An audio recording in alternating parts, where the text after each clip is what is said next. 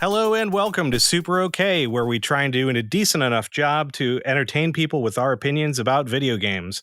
I am your host, Brodie, and I am joined tonight by a very, very special guest.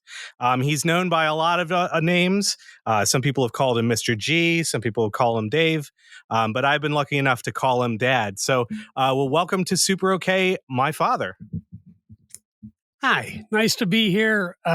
Listen to the podcast all the time. Think you guys do a great job. And he did forget to mention that a bunch of people call me Mudgy. So that is true. He is known also by as Mudgy by some people. So, well, Dad, it's good to have you here tonight. Thank you for joining me for what hopefully will be a pretty fun and special episode. But we do kind of start all of our episodes the same way, which is by doing a highlight of the week. So just something that kind of made our week a little bit brighter, a little bit better. And so, we always ask our guests to go first. So, Dad, what was your highlight of the past week? My highlight for this week has been pretty much my wife and I watch a number of series together. And one we particularly like is Ted Lasso. And so we finished out the entire season, this last season of Ted Lasso this week. And we just thought it was so well done. The characters were so well. They finished it up so beautifully. It just was a pleasure. So highly recommended to anybody that hasn't seen it. Awesome. And to be clear, you're talking about season 3, right? Yes. Okay. Awesome. Yeah. So I would love to dig into that more, although I'm only on season 2. We're about done with it. But I mean, honestly, Ted Lasso has been such an awesome show up until now that I hear you that it's probably ends awesome. So that gives me hope. I'm really excited to go ahead and finish this. But yeah, well, so from my side, I think it's just a couple of different things. First of all, it's this. I love that I had the opportunity to do this. Although my dad has proved in the introduction that he's never watched the show since he thinks we do a great job of it. I'm just kidding. But yeah, no, this is going to be fun. I'm really looking forward to this, but also a couple of other things. First of all, I did finally make it to World Tier 3 at Diablo, which I'm going to celebrate because I was a little bit worried about hitting that, and we finally did. Meredith and I both did recently, so that was a pretty fun accomplishment. That game has continued to be really, really good. I know that I've had some history in the past with Diablo, and my dad is probably less than thrilled that that's my favorite franchise of all times, but it is what it is. No, it looks fantastic, and I've loved talking to you about it, and I read about it and can't pass it on to you because they're spoilers. So, well, now you can because I finished the campaign in it. In order to reach level 100. No, we didn't reach level 100, but we did. They do this thing where you start at what's called World Tier 1. Yeah. It's like standard difficulty, and then they do World Tier 2, which is like hard, or they just are like if you've played Diablo before, play on World Tier 2, and then after you finish the campaign, you're eligible to bump the difficulty up further. And like they open up all kinds of stuff where there's different end game events that you can do. There's different gear that won't drop at lower difficulties and stuff like that. So Mare and I have made it into the end game tier because we finished the campaign. So it's been a lot of fun. Obviously, you've spent way too much time. That's like your opinion, man.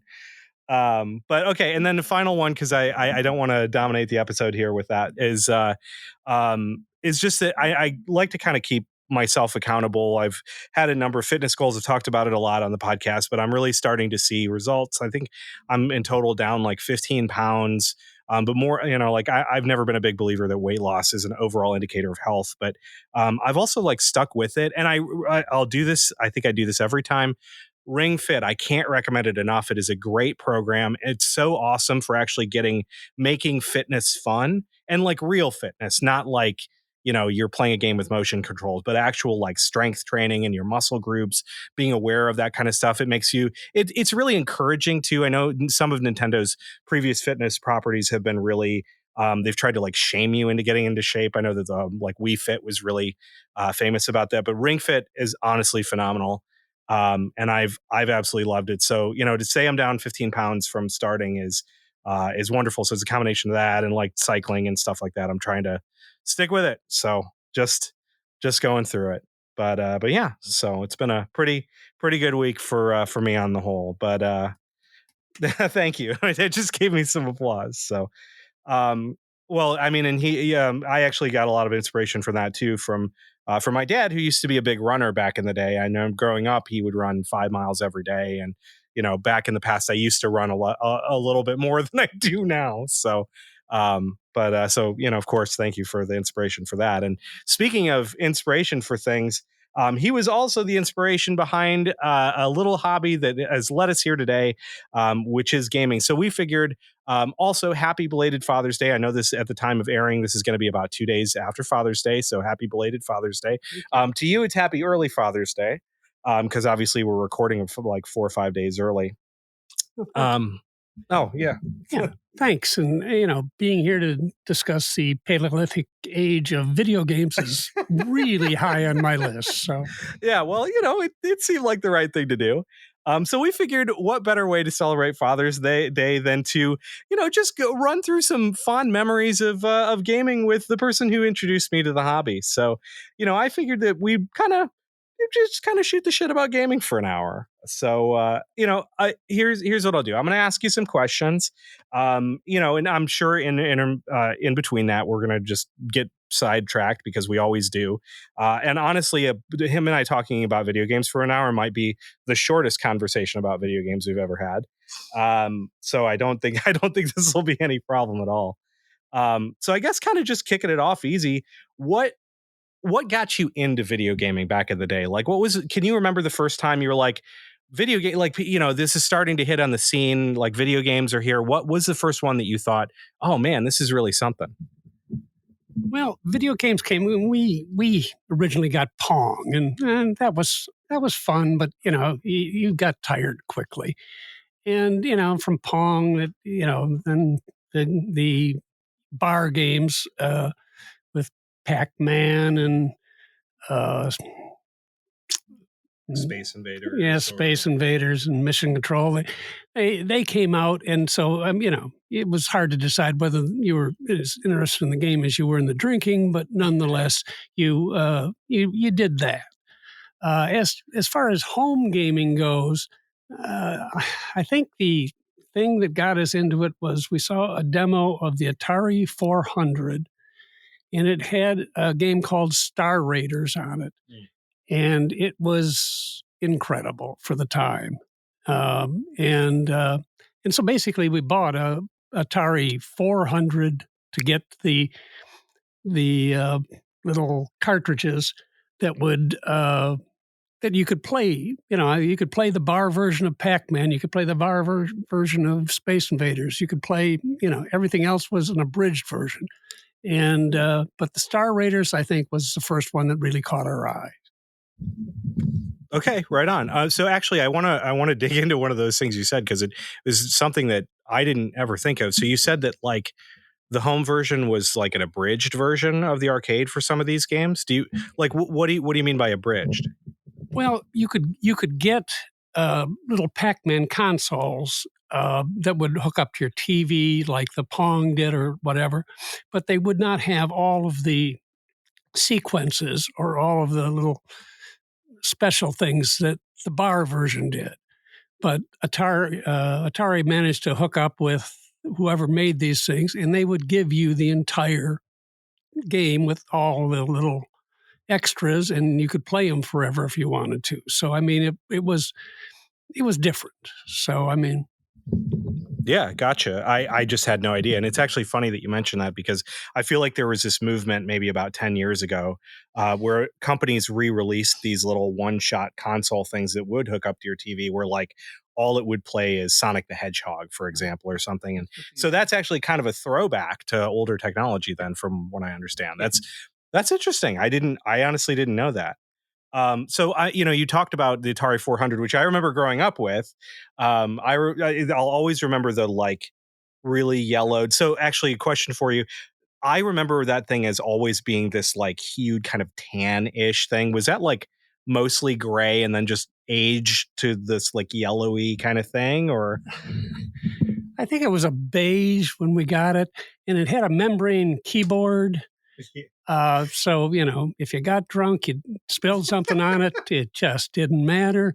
So, I mean, and if you were partying, you didn't have to worry about it. And we had that for a while and traded it in for an 800, which had an actual keyboard and was a nice little computer for the time. So, and did you actually ever use it for computing functions? Yeah, we did.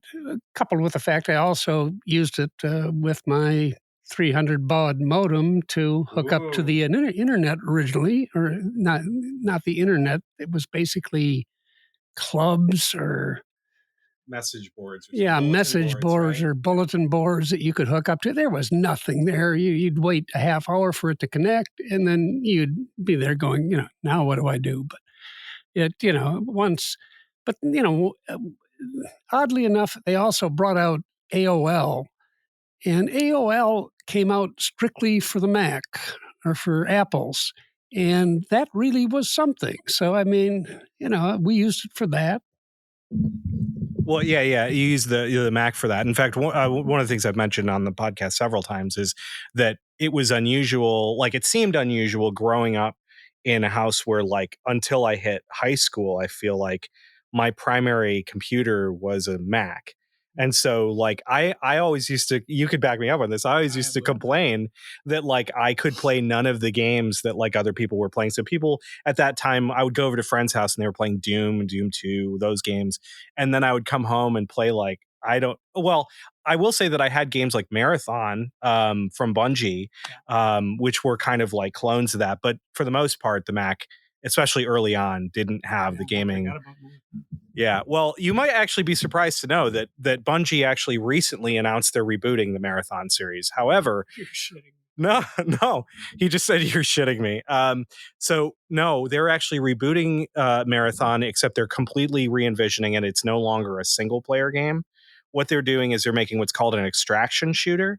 And what those are is like, it's kind of like a battle royale where you put a bunch of people in a big area. And the whole goal is that you go in and you get gear and loot and like just trinkets and money and stuff. And then you have to get out before somebody else kills you and takes your shit. So it's kind of like you've watched us play Sea of Thieves and stuff in the past. Like, it's a little bit kind of like that, where it's like everybody's in it for themselves sort of thing.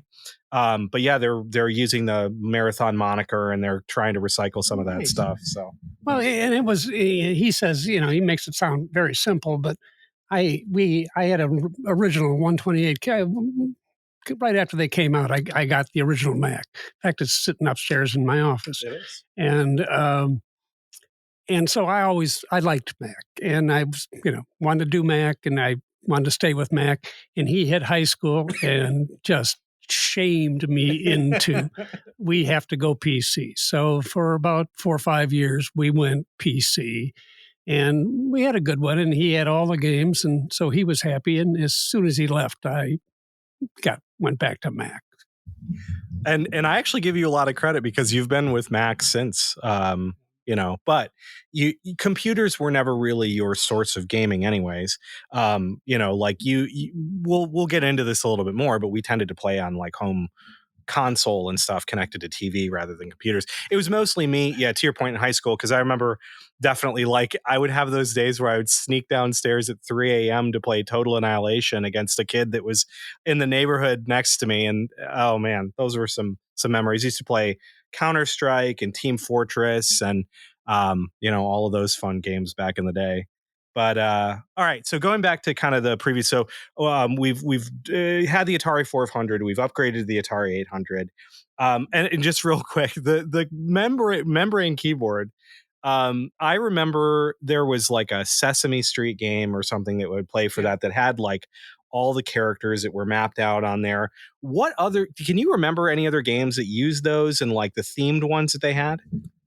Not really. It wasn't a hardy computer. As I say, when I got the 800, we upgraded the memory on the thing and the whole bit. But, as I say, it was a fun start computer, but, home computing was not a thing then. So, I mean, this was, it was all we needed, and it worked quite well in the situation. So, I mean, it was fine.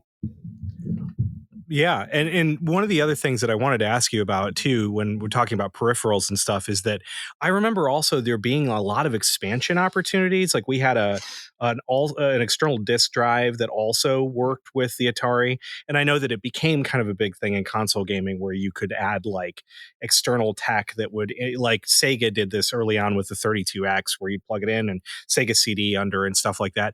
Do you remember any of the of those peripherals actually like making a difference? And the reason I'm asking is because, to your point, gaming was in its infancy then, right? And the difference in the step up in technology maybe could have made a big difference. Do you feel like it did?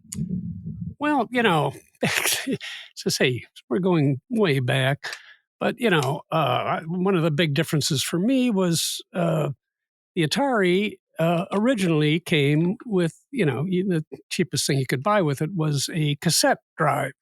So it would load games, and I'm talking like the original old. Like Zorks or Well, and I can't remember who made the original ones, but they were original graphic adventures, and an apple was like 5 pixels on the screen, and it was, you know, it was, but nonetheless, they had these very primitive graphic adventures, and you would have to load it from a cassette, and it would sit there and blur. It just blurred at you for half hour, 45 minutes to load this 16-bit game. And so, when Grace got me a hard drive for Christmas, I was a very happy guy. So it did. Well, it did that every time the game loaded. Every time you wanted to play it. That's absolutely wild. Yeah, that's absolutely wild. So, the one thing that that I have a question about is, would you rather have that situation or the games? If you remember on the Mac in the early days, you used to have those games that you would install that were like 30 floppy disks. They were games like Alone in the Dark, or I can't, I'm struggling to remember. Mario Teaches Typing was a bunch of them. Yeah. Wolfenstein 3D was like a stack of them. Would you rather have to deal with the tapes or the million floppy disks? No, the floppy disks were much faster, and as I say, the Mac in the old days had the little 3.5-inch plastic ones, and before that we were dealing in the actual floppy disks, which nobody knows what are anymore. So I mean, but just having it on disc, cassette was the worst possible accessory. Yeah, it sounds pretty terrible. I would hate to have to load my game literally every time I played it. That would be miserable. So I hear you on that front. I do want to go back to what you were talking about early, though, that you were talking about, kind of playing games in bars and stuff. And so, we're talking, what time frame are we talking about here? We're talking about like the early 80s, I think the late 70s, early 80s. Yeah, I would guess somewhere in there. As I say, it all started out with Pong, and you could, any bar got Pong because it didn't cost anything. And, if you're drinking, what the hell, it's something else to do, especially if your conversation wasn't going particularly well. So, I mean, but then, as I say, they came out with basically games you could set your drinks on, like, Pac-Man and on from there. And so, I mean, it did traffic for bars, and, since we were in them a lot back then, it was handy. Now, did you feel like you found that arcades started popping up pretty quickly in the area? Because I mean, that obviously replaced the like, I'm going to go to just a local pool hall, or I don't even know what kind of bar would specialize in those type of video games, but or specialize is maybe not the right word, but yeah. Well, back in those days, every bar. We weren't going to a lot of big fancy bars, so it was it was any man's bar, and you'd go in, and they all, once they discovered that people would sit there for hours ordering beers, playing these games, they were all packing them in, and there'd be tables, and you could play on the bigger screen if you wanted to, but it was a big boon to bars. So sure, yeah. Yeah, no, I would imagine. I spent, this isn't exactly the same analog because it wasn't in bars, but as you remember, I certainly spent a lot of my childhood, especially like elementary school and stuff. Like you go to birthday parties and you just pump quarters into like Street Fighter or, Project Raiden or some of those games. That game was too late, but the point still kind of stands. So I guess kind of moving back to the home situation. So obviously, we're talking about that you played on Atari. I know that, shortly after that, we got a Nintendo, an original Nintendo, which is the first thing. We ended up getting a Sega Genesis. And now I want to tell the story of this because I thought it was absolutely funny. So we had the original Nintendo, which I absolutely loved. And then, of course, I think somebody at school probably was like, oh, I got a Sega Genesis. And you started, oh, yeah. Yeah, it had Sonic, and Sonic was a great game. And, it didn't have much else, but Sonic was worth getting it for. Yeah, absolutely. And I think that's exactly what happened. Like somebody at school had Sonic the Hedgehog and you'd go over to their house and you'd play Sonic. You're like, oh my God, I want one of these. And especially since it was an upgrade from 8 to 16-bit, where when you're a kid, you're like, oh my God, that's so much better. But so I was like ragging you. I was like, oh man, for Christmas, I really want a Sega Genesis. And then I remember, I'll never forget this, waking up that Christmas and opening up a present, and it's a big box, and I'm all excited. I'm sure this is a Sega Genesis, and I open it up, and it is for fucking cowboy boots. And I sit there, and I'm like, do you cowboy boots? Are you kidding me? And of course, like after I had that moment of utter confusion and feeling like I'm in an alternate reality, I opened the box and there was a Sega Genesis inside. That I think what you did was you unpacked it from the original box. I think you put it in there. So it's not like you even put the Sega box in there, right? Do you remember that at all? I remembered, evidently somewhat differently. It seemed like there was another Nintendo system or something that came out at the same time as the Sega Genesis, and you wanted that. So I had gotten you that, and I tended to get a lot. And so I knew you wanted the Genesis. So basically, I had to go buy a Genesis and tell your mom that it was used and I'd picked it up used for nothing. And so I had to pack it in a different box and everything because it was supposed to be used. Because other than that, she would have been, well, take one of them back. You can't have them both.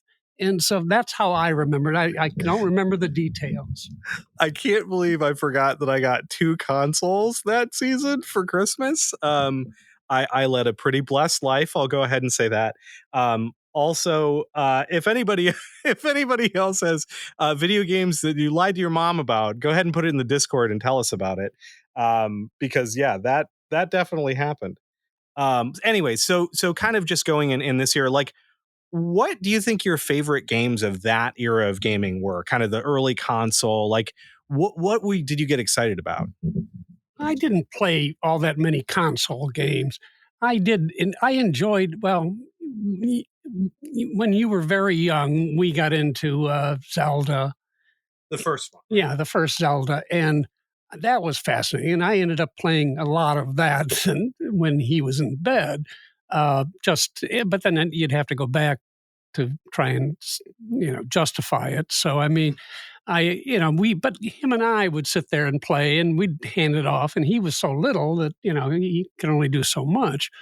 But that was just a blast. The original Zelda, is still one of my favorite things of all time. It was just a lot of fun.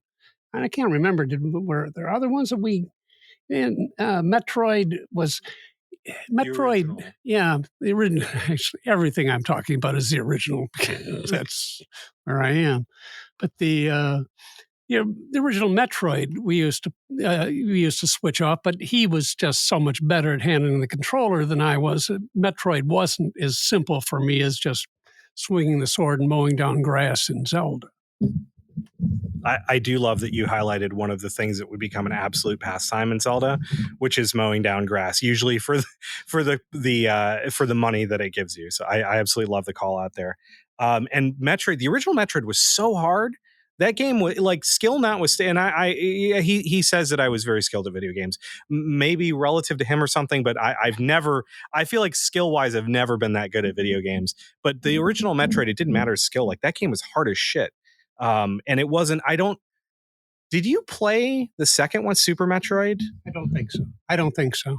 Okay. The reason I ask is because that has gone on to become like one of the greatest games ever made. Like it's Dale's favorite game of all times. I've played it through probably a dozen times. I don't think I've ever actually beaten the original Metroid without like cheat codes.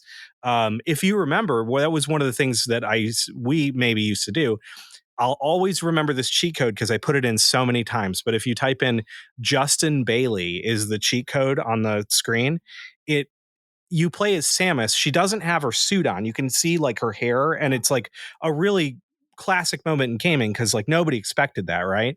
Yeah. The female protagonist, and you're like you have all the power ups right away. I have to say, it was one of the coolest things to find out that Samus was a woman. I mean, it was, very surprising at the time.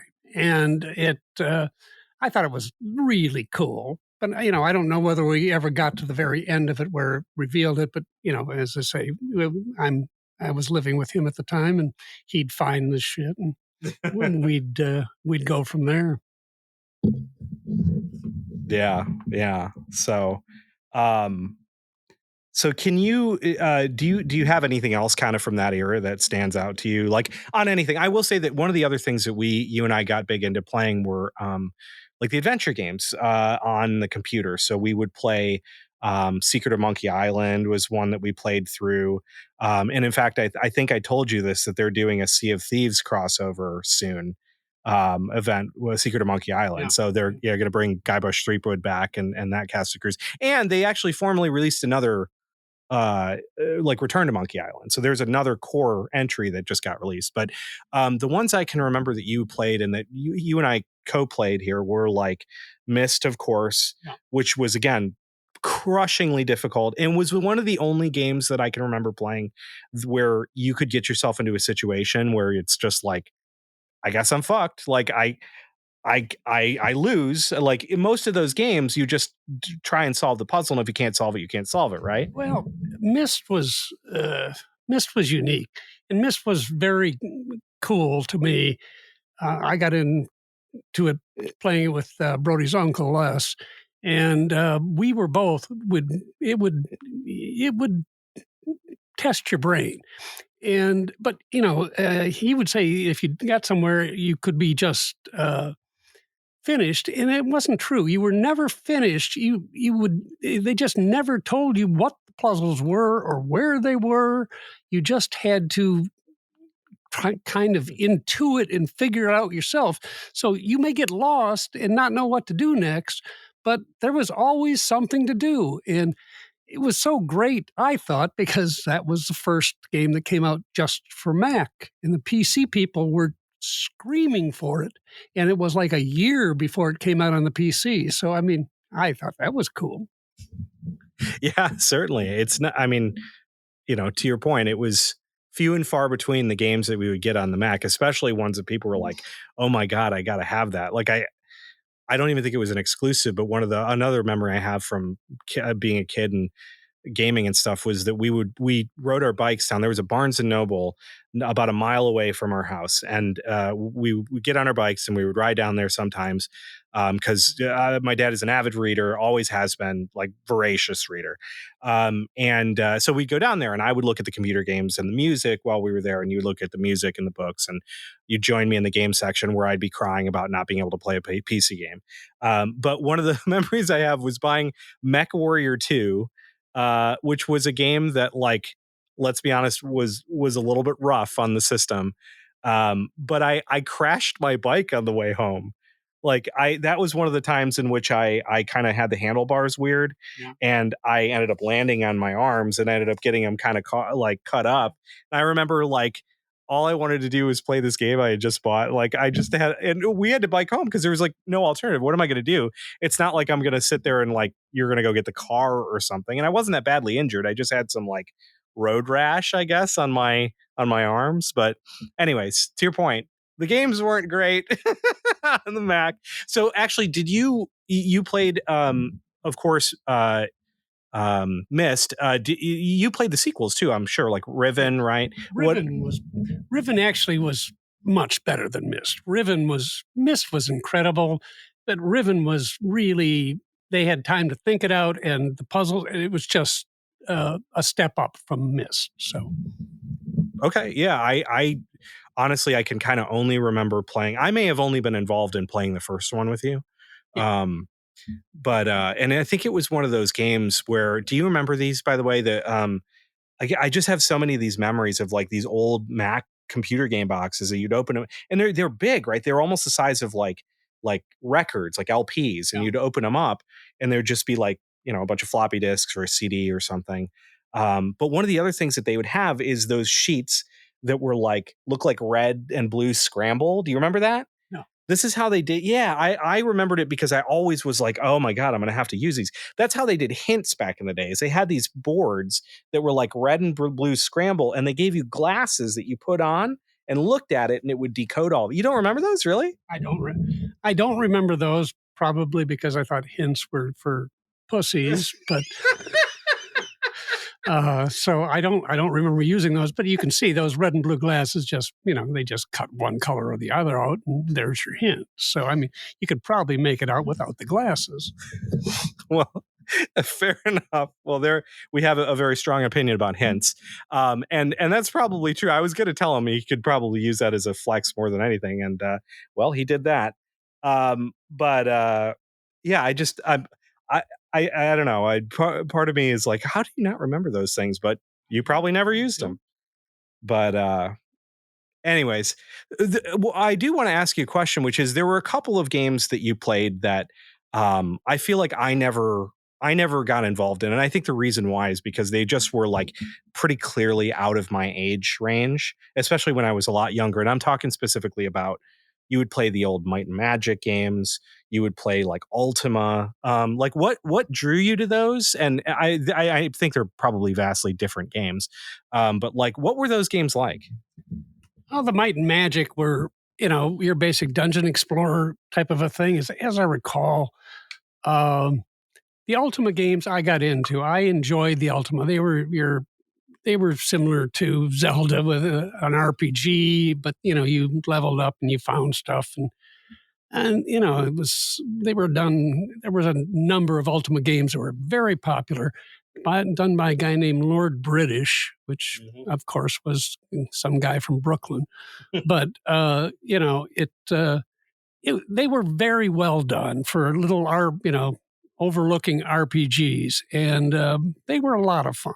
But I think that was a time when Brodie had just other games to play. So I mean, yeah, I mean that would have been, like I said, I think at that time I would have been playing more like Mario or some of the like Nintendo was out. Yeah, some of the games that were a little like platformers or basic, whereas that was, if I recall correctly from just the bits and pieces I remember of like that stuff floating through my brain, it was almost like a tactical, like especially Ultima was almost like you had like figures on a grid, or not, excuse me, not necessarily a grid, but like a battlefield that you could move around and stuff, right?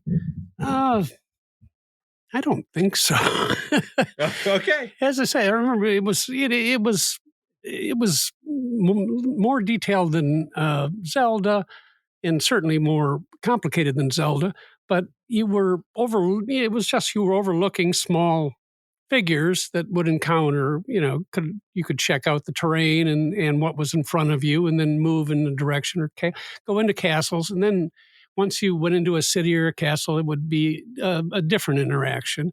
So, I mean, that's as much as I remember about Ultima. Yeah, fair enough. Like I said, I think that was so outside of what I was playing at the time, and you were like, that's not going to be his thing. Which is funny because like nowadays tactical RPGs and like even they brought back some of those first person dungeon crawlers.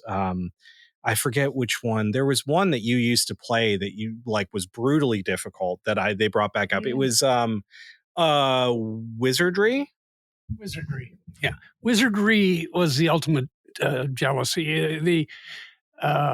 I debated getting a PC or a Mac to begin with because of wizardry. It's, you could play wizardry on the PC. You couldn't on the Mac. And as it turns out, I didn't much like dungeon crawlers anyhow, so I made the right decision. So you're telling me I was this close to getting a PC originally. All I had to do was know that you were after wizardry. Except for the fact you got your fucking PC, so. Yeah, that I could repeatedly kill my Sims in and play and have Ryan and I break Team Fortress and have them patch our behavior out of the game. True story. We were engineers and we liked breaking down our team's sentry turrets because we were shit-eating high school kids. And apparently enough people complained about it that they literally patched it out of the game. You're welcome. So obviously we kind of been through a lot of years of gaming. Are there any other kind of moving forward from like the Nintendo, Sega, that kind of Super Nintendo, beyond that, was there any more like console gaming that you can remember liking, loving, being drawn to, or was that kind of, were you on the way out kind of by then? Yeah, I was never a big console game person. You had to really dedicate your time to that. I was very into, of course, before everything, I was very into infocom adventure games, the text adventures, and I loved the generation of the text. It was the responses that they would give were incredible. They were really well written. Some of them were just phenomenal. Some of the puzzles were amazingly difficult and had amazing solutions. And I could throw on whatever music I wanted to listen to and listen to that while I was playing those games. So I enjoyed those more than just about any other games. So. Yeah, and that's a genre that I never really got into. Yeah, you were always. I remember that they released that Infocom collection, and we were trying like crazy to see if they released it for a Mac at some point, because at that point I had my PC and you had your Mac, I think, and they just had this like Infocom collection that just. We got it for both. Yeah, we had to get it for both, right? So, well, I guess so. Kind of switching gears from being like you gaming to like me gaming. So, obviously, starting from a young age, you would watch me play games and stuff like that. And in addition to playing them with me, you've said in the past, just in conversations with me, that you've enjoyed this throughout the years. What are some of the things that you've enjoyed watching me play? Remembering the games is difficult, but I guess the Final Fantasy. Mm-hmm. Yeah, they had such a great storyline, so I really enjoyed watching you play that. The ones where you had to kill things instantly and everything else, not so much. I did enjoy when you guys were spending the summer up north, and you hooked up the two TVs so that you could play against each other at Halo. At Halo. Yeah, I thought that was really interesting to watch, but I always enjoyed watching that, and I've loved seeing the advance in graphics. It's just holy shit, incredible. Yeah, I was going to say, so I know that some of that's, I want to come back to a couple of those things, but some of the things that the reason why you've enjoyed watching them is just to see how the technology is improved. So I know that, like, for example, I mean, you watched me play 50 hours of Elden Ring, I think, including probably my favorite moment of the game, which is getting killed by General Radon in the middle of that fight. I mean, so like, for example, that was probably one of the last games you've watched me play most of. What was your opinion of that game? And I want you to also include like watching it, even though it's punishingly difficult, and I just keep dying over and over again. Yeah, well, obviously, if you're not watching somebody die is not that tough, but the graphics are just so incredible, and it's fascinating to watch. He hooked up. They play the pirate game, Sea of Thieves, all the time. And one night he had hooked me up to that so I could listen to them bullshit and as they were playing, and it was great fun to watch.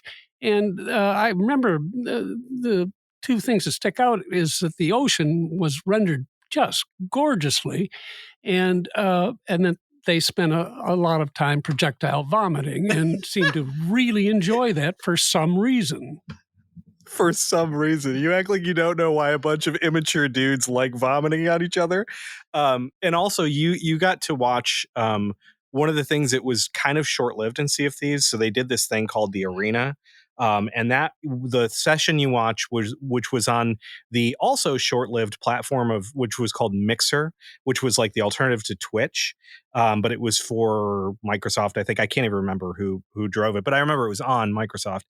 Anyway, so we were streaming on Mixer and we were playing this arena, and it was me and Mare and Ryan and Pat on a 4-person galleon.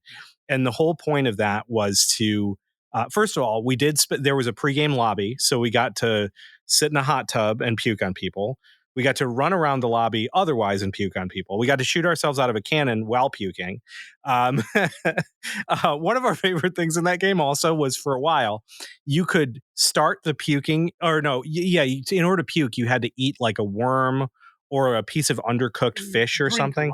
Or you drink a lot, right? You do one of those. But if you knew you were at that point and you laid down, you did the sleep emote, you would do this weird thing where you vomited while laying down up in a strange arc. And so that was like our favorite thing of all times. But you're not wrong. But anyways, so I remember, I think in the moment you saying like, wow, that was kind of exciting. It was almost like watching sports a little bit because you were rooting for like us to go get the treasure and go turn it in and stuff. Yeah, the battles in that were really nicely done. And, when you shot a cannon, it had a general, what you would have thought a cannon projection would be, and you had to lead the ship or whatever. And so the battles were really exciting. And as I say, it was, I found myself rooting for them, and it was silly because it's a video game, but, it was like a sport. Well, and full disclosure, that was also back right at the beginning of the pandemic, if I recall, where like sports weren't even happening. So I think that you, in lieu of having access to normal, because you're such a hockey fan, but generally you just like sports in general, like good sports. You'll watch anything as long as it's good sport, right? And in lieu of that, I think you were like, oh no, You're exactly right. Yeah, you're exactly right. It was during the pandemic, and I was missing any kind of sports. So I mean, yeah, that's true. And again, that kind of led me to do things like streaming on Mixer or playing Elden Ring on Discord and just trying to keep folks in the loop and still give folks an opportunity to see some of that stuff, especially when I got my new gaming PC as an adult. It's funny now, having not worked for Apple for a number of years, and I have like no fucking idea how to use a Mac anymore. So Meryl will come to me and be like, hey, I forget how to do this thing. And I'm like, I have no idea. I've used nothing but a PC for years now. But it's just kind of funny how those work. So I do have a couple more for you here real quick before we wrap up for the night. And so, we had talked about, so what does gaming look like for you today? Do you still play any games at all? I think I've seen you play a game like on your iPad or something. Like, what does gaming look like for you now? Yeah, I don't, it's not something I'm willing to spend a lot of time at anymore, so I can't get into big adventures or anything like that. I'm playing a little, Morticia and Gomez, the Addams Family mansion or something, and I do some like match games or puzzle games? No, the gambling. Slot machines. Yeah, I do slot machines on my computer, and I've got a number of games on there that I'll play occasionally, but nothing to any extent. So I mean, it's I don't do much of it anymore. I like to read. Yeah, no, that's fair. I think that just that's the kind of way things go. And so I was curious, but I think that also like the fact that you have a device that like an iPad, like an iPhone that has such actually incredible capabilities to play games and stuff on, right? That like, and it's right there. It's portable. It weighs like a pound. It's a lot easier than sitting down at your TV for like a night or something, making a big deal about it. And in fact, kind of talking about controls. So I know that, one of the things that you've told me in conversation previously is that you've struggled with some of the controls and specifically, and I know that like, back when the N64 was around, it had that weird bear claw controller. And then once they had two joysticks, I think that was the point at which you were like, that maybe it's a little bit too much. They just kept adding shit to these pads. I mean, it reached a point where it's like, well, try this a little bit. And basically, I'd just be pounding buttons and then hand it back because, I mean, I had no clue what I was doing. Yeah, that's fair. I feel like growing up in that era, you just like our brains were able to attune to that. And now it's just second nature to people because that's just all they know, right? But like, even some of those games, like you go back and try, it's really famous. You go back and play like GoldenEye. How much GoldenEye did you watch us play back? Like hundreds of hours of GoldenEye. And like the controls were so fucking weird in that game where the Nintendo 64 controller, if you recall, had like 4 yellow buttons and those were like walk forward and strafe. And then the stick was aim. And that what? It totally confused me. Yeah. Our brains at our age are not made for those controllers. It's just that simple. So ask me my favorite experience buying you a game because I bought you 10,000 games. Okay, so on that, I actually was going to ask you a question kind of close to this, but I want to hear your answer to this first. So, what was your favorite experience buying me a video game? I'll say from my end, it was all of them because I got to play a video game. Okay, at Christmas time, I was always looking for more to get. And my wife was less than thrilled, but it's just the way I shopped and the way I did things. And so I had gone out one year and he had a certain game or 3 that he wanted from GameStop. Sounds right. And so I went into the store and they were all, I could barely get anybody to wait on me. And so I finally grabbed a guy and he got me the games I wanted. And we walked over there and I said, is there anything else out that is, good or that that's big? And all 3 of them behind the counter said, GTA is the best game on any machine ever. It's the best game in the world that has ever been made, video game that's ever been made. So I said, well, give me that. So I got that and added it into the rest of the games and brought it home. And he opened up, he went, GTA? And I had no idea what it was. And he opened it up and his eyes just got wide. And then his cousins walked in the door and he said, I got GTA. And they said, holy shit, you got GTA? And they immediately went downstairs. And his uncle and I were sitting up there. What the hell is GTA? They just seemed excited. And we walked downstairs and it's like, well, find the pimp. Get a whore. No, kill a whore. No, kill a cop. And we were like, what the fuck? And so that was my most interesting experience. And that was a really memorable one from my side too, obviously. So, and I know it's you not. Must have been really young. You must have been young. So it was Grand Theft Auto 3, and that came out when I was probably, I wasn't 18 at the time, so I was like 16 or 17, I think. You were younger. Okay, he said I was younger. This was GTA the original. No. It was GTA 3. I promise you, because GTA the original was a top-down game that came out like in the real early 90s for the Mac. Actually, well, it came out for various consoles. Grand Theft Auto 3 was the one that came out for PlayStation 2 that was 3D. Okay. That's the one you're talking about, but it was the first 3D Grand Theft Auto. But just for clarification, but yes, you're not wrong. But and the other thing I was going to mention is it's not like you were like I had some restrictions growing up on like times I could play video games and things like that, which were mostly designed to like I shouldn't be like an introvert and just sit in the bedroom and play video games all day. I should like be with a family and go play with your friends and go outside and shit like that, right? You didn't have video games in the bedroom. You didn't have a TV in your bedroom. So. Still don't, never have, weirdly enough. But no, but the reason I bring that up is that I think that GTA was taboo enough that I didn't even think about asking for it because I was like, no fucking way. Like I think earlier that year, I think I had gotten my copy of 9 Inch Nails, The Downward Spiral taken from me, which is a super funny story because you found out that I had that CD. you listened to it and were like, "Oh, that song Closer is not good.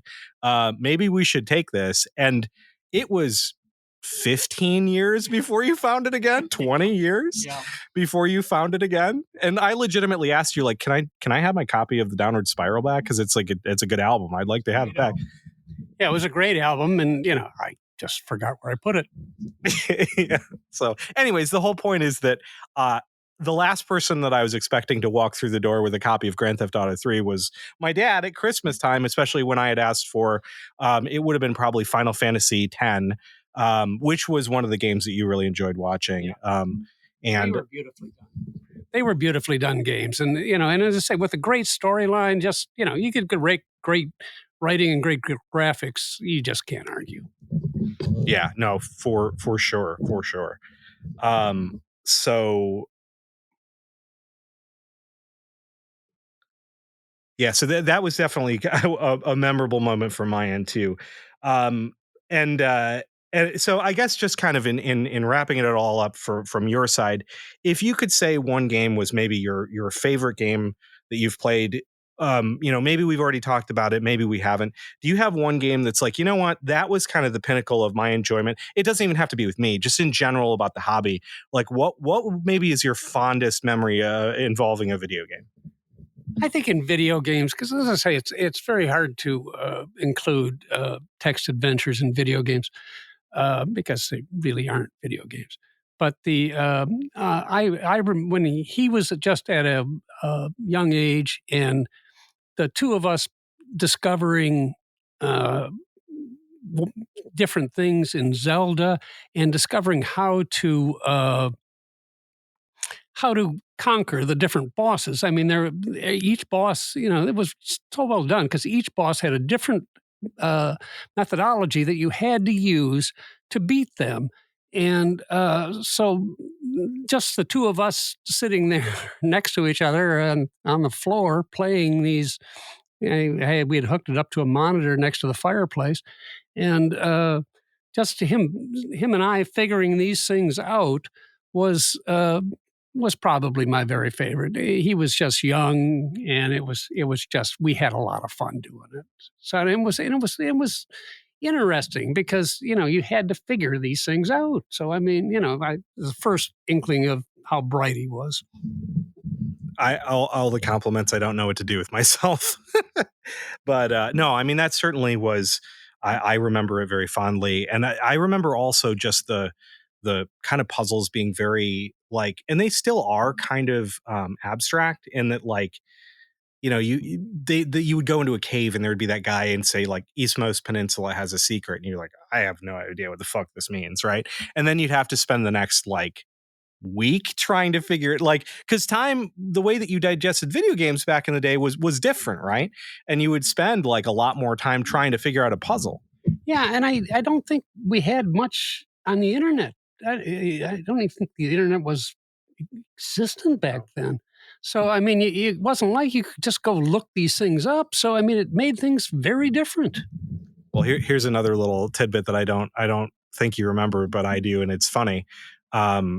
So two things. Number one is that I think that we rented a tape from Blockbuster, a VHS tape that had like tips and tricks for various video games on it. I think we did. I wouldn't question it. And I think that that was one way that we went about trying to learn about some of those games. But those were games like the Konami Code and Contra, or like some of those things. But also, I don't think we ever utilized this. I certainly didn't. And we know your policy on hints, so you probably didn't either. But Nintendo used to staff phone banks with game advisors, and we've talked about it previously on the podcast. And you could actually go call somebody and you'd get through to a person. You'd be like, oh, what do you want to talk about? I want to talk about Mario 2. And you'd be routed to somebody who's like, all I do all day is talk to people about Mario 2, which to me seems wild. Yeah. And as I recall, the Final Fantasy games, when I would watch him play Final Fantasy game, I'd get one of those giant books that costs $30 or something to get this soft-bound, manual. And I'd get that and kind of go along and just throw in a a tidbit or two because he knew I had the book. He'd be like, a little longer and I'll give it to you. So no, that's a really good call. I totally forgot that you would buy those. The Prima, they're called Prima guides, I think. Expensive. Yeah, well, they were all like high production, like glossy pages and like embossed. Those used to be the thing. Later we would, when to your point, this was kind of before the internet was really huge, and once the internet became a thing, like as most other people I think that are listening to this pod may have experienced in some form, this website called GameFAQs.com used to be the thing. You'd go there and it would just be these walkthroughs that people had made. And that would be the new one. But yes, you're not wrong. That you feel like Final Fantasy VII. I remember that you would be like, "Oh, well, did you do that mini game down in the Golden Saucer? Because you might want to do that if you haven't done that." I heard there's something good if you do that mini game, and I'm like, "Motherfucker, okay, fine, I'll go do that." Like I wasn't thinking about it, but yeah, I used to do that. Yeah, it's easier when you're reading about it than it is when you're actually playing the game. So yeah. Anyways, the game manuals were a good time. But well, I tell you what, we're about at time. I could literally talk to you for an eternity about this. I'd probably talk to you hundreds and hundreds of hours over time on it, but we should probably wrap it up. But in true SuperOK fashion, we do want to close with a sponsored question. And I think that you may have already answered this question, but you know what? I'm going to give you another chance, and there might be another one. So today we're sponsored by Parental Controls, which is keeping your kids from living their wildest dreams since 1992. So I was going to ask you whether you regretted buying me any video game throughout the years. You can't say Diablo 2. I think I bought that on my own anyways. If it's not GTA, is there a game where you're like, why did I do that? Yeah, it'd be Diablo 1 then. No. For the record, Diablo 1, do you remember what I played? I played it on the PlayStation. I played Diablo 1 too. So Diablo 2 would be it. Yeah, that was... I said you couldn't use Diablo 2. Oh, okay. Well, then it would have to be. I regretted buying GTA that day, but then, and I thought about it. It just wasn't that bad, other than the fact, we're going to go kill cops and pimps. But I don't know. Other than that, no, I can't really think of anything I really hated. So, I mean, and you played tons of video games. Yeah, but that's cooled down in the last couple of years, so don't worry about it. I don't play video games that much anymore. Give me your hours. Give me your hours on Zelda and Diablo in the last week, and tell me that again. And that's time to wrap. So again, Dad, thank you so much for being willing to do this. It's always awesome to get other folks' perspective, especially since we spent so much time playing and talking about and doing everything with video games. And you really were the reason why I started playing video games in the first place. So thank you so much for being here. We loved having you on the podcast. We're going to have you back, I think, every week from now on. Thanks. It was great to be here, and I'll never do this again. You say that now. So in wrapping, we always just give people an opportunity to say anything else about whether they want to say, Dad, is there anything else you want to say? Yeah, evidently I want to say, fuck you, Dan. Perfect. Nailed it. Also pretty rough on Dan, but also happy Father's Day, Dan. Happy belated Father's Day and a little bit of fuck you in the mix. So again, my name's Brodie. You can find me in the Discord as Arborescence. If you guys have fond memories of playing video games with your family, with your dad, share them in the Discord. Hopefully other people have stories like the GTA story, because that's a riot. If you're still listening, thank you for listening, and have a SuperOK day. So say goodbye. Bye. Goodbye, everybody.